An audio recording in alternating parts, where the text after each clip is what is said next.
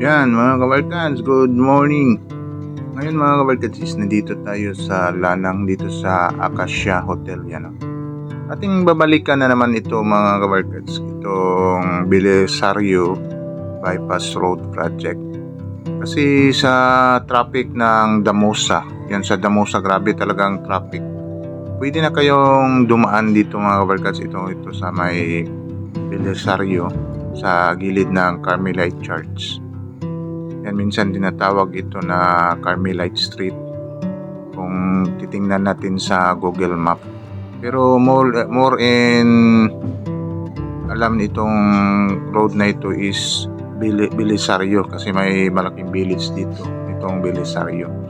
Yan, i-update natin ito mga kawarkads kung kumusta na ba itong road project dito. Yan, dito hanggang dito na sila.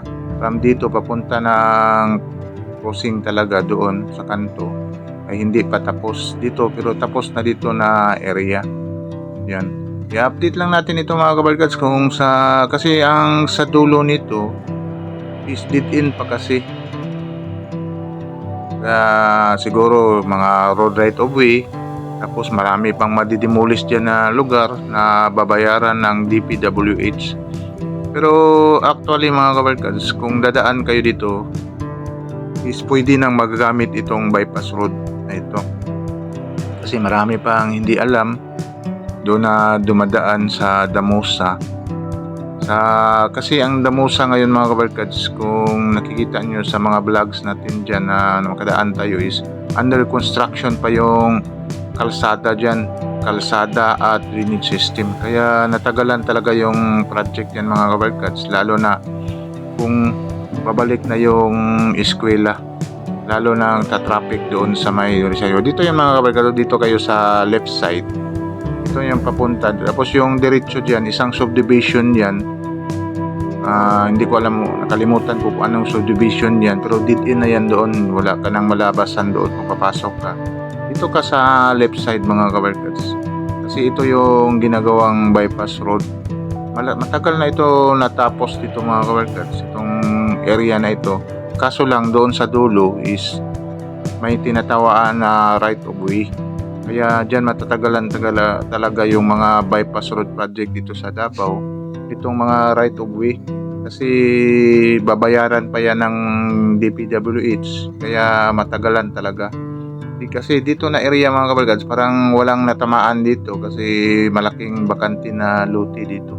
Pero sa dulo nito mga kabarkads is maraming mga kabahayan na based sa ating na informasyon at every time mag-post tayo dito is may magko-comment. Doon daw banda ito lalabas sa may Mahayag Street. Yan, project na ito. Pero kung dadaan kayo dito mga kabarkads, magagamit na rin ito kasi may kunting daanan dito sa left side. Hindi lang gaano kaganda, pero madaanan siya mga kabarkads. Itong kalsada dito. Yan, malapit na tayo dito sa dulo. Yan, dito na yun mga kabarkads. Yan, dead end yun sa dulo. Tapos dito sa left side natin, may daanan dyan na rough road lang. Pwede na kayo dumaan dyan. Lalabas kayo sa Dumanlas. Yan, may tricycle yan. Papuntang Dumanlas sa SPMC. Tapos kung sa right side is papunta ng Talisay Street. Lalabas na kayo sa Buhangin. Yan, ito yung dead end pa mga kabarkads kasi natamaan ito ng right of way. Kaya isa talaga ang problema ito mga kabarkads sa mga bypass road project. Kaya matagalan talaga itong mga project na ito dahil sa mga right of way. Meron nang na-demolish banda dyan sa kabila. Itong isang bahay na ito, ewan ko kung masali pa ito na ma-demolish sila. Sige lang, update lang natin ito mga kabarkads. Yan, pupuntahan natin doon sa kabila mga kabarkads kung may improvement na ba itong project na ito na bypass road dito sa may Belisario, Davao City. Yan, dito kayo dadaan mga kabarkads. So kung papunta kayo dito, yan, may mga sasakyan na dumadaan dito. Kaso lang hindi hindi rough road pa siya mga kabarkas, lalo na yung mga kutsin yung sasakyan, dandahan talaga mga kabarkas dadaan dito kasi mabato ito siya mga kabarkas, hindi siya maputik, mabato, lalo na dito sa may dulo na mismo may simento. Dandahan talaga kayo dyan mga kabarkas kasi marami nang dumadaan siguro dito is baka may nasira na yan, no? Ito sa yan, no? Yung nakasimento yan, dandahan lang kayo kasi yan dyan, doon mga kabarkas, doon yung papunta ng Dumanlas yan sa SPMC. Dito tayo mga kabarkas, ito tinatawag na Talisay Street, palabas na doon sa Buhangin talaga, doon sa planeta ni Thor. Kung alam nyo si Thor, yung vlogger, dyan lalabas sa kanya. Pero puntahan muna natin dito mga kabarkas itong lalabasan ng bypass road. Mamaya babalik lang tayo dyan papunta ng Talisay Street. Atin mo nang bisitahin itong saan ito lalabas, kung kumusta na ba itong project dito sa may yan, no? Malaking bakante dito mga kabarkas na area, pero hindi lang natin ma-track kung saan talaga lalabas itong project na ito. Kasi based sa nakikita natin ngayon dito is wala pang improvement talaga. Dati nagpunta tayo dito is ganun. Dito yung lalabas mga kabarkas. Yan, doon tayo kanina. Yan sa Didin. May na-demolish na yan dyan, yung bahay. Hindi natin alam kung saan dito dadaan itong project na ito. Kasi yan, mga ilang buwan na tayo bumalik dito is wala pa talagang nakikita natin na may construction na naman na another road.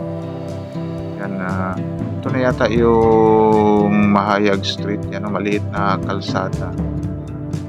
Yan, may maliit na kalsada dito sa may drainage system.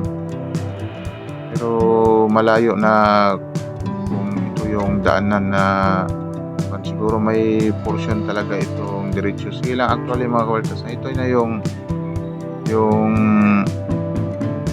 Mahayag Street, yan, may drainage system, pero hindi tayo lalabas dyan mga kabarkas, maliit lang na kalsada yan. Kung yan gagamitin is marami talagang bahay na makukuha dyan kung yan ang gagamitin. Pero sige lang mga kabarkas, update lang natin ito kung ano talaga yung final nila dito, kung saan talaga lalabas ito papunta ng Buhangin mismo.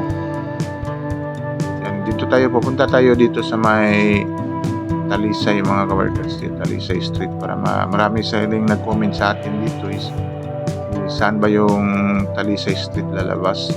Yan, kaya binalikan lang natin itong Belisario Bypass Road Project dahil sa traffic ng Damusa. Kung galing kayo doon, yan, ito na yung papunta ng Talisay Street, palabas ng Buhangin mga kabarkats. Kung galing kayo ng Buhangin, pwede kayo dadaan dito palabas doon sa may Acacia Hotel. Yan, kasi actually mga kabarkats, itong area na ito is nagsarado ito mga kabarkats dahil may ginawa na drainage system pala dito. Ni-repair yung drainage system dito sa area. Siguro baka sira na daanan. Tapos kung dadaan kayo dito mga kabarkats, especially sa mga four wheels, yan, ito yung ni-repair dito. Yan, tapos na, kaya nadaanan na ulit. Kung dadaan kayo mga four wheels dito mga kabarkats, yan, dandahan lang kasi hindi kalakihan yung kalsada dito na area. At least madaanan siya. Yan, lalo na may enkwentro kayo parehas na mga four wheel, yan, bali sa baga ba sabot-sabot na lang kung kasi mo nag-agi. Yan, malapit na tayo mga kabarkats dito sa highway talaga ng Buhangin. Yan, ito na yung highway ng Buhangin mga kabarkats. Yan, itong sa gilid natin, ito yung planeta ni Thor, planeta ni Thor, yan, isang vlogger na sikat na vlogger dito sa Davao City. Tapos iyan yung papunta ng underpass. Diyan tayo dadaan mga kabarkats dito sa Buhangin. Yan, kasi kung pupunta kayo doon sa Damusa, minsan matraffic doon. Yan, pwede na kayo dyan dadaan. Tiis-tiis lang, at least maiwasan ninyo yung mga traffic kung nagmamadali kayo, especially nakamotor kayo. Yan na katulad ko. Yan. Ito lang yung update natin mga kabarkads dito sa Belisario Bypass Road Project. Sige, bye-bye. God bless.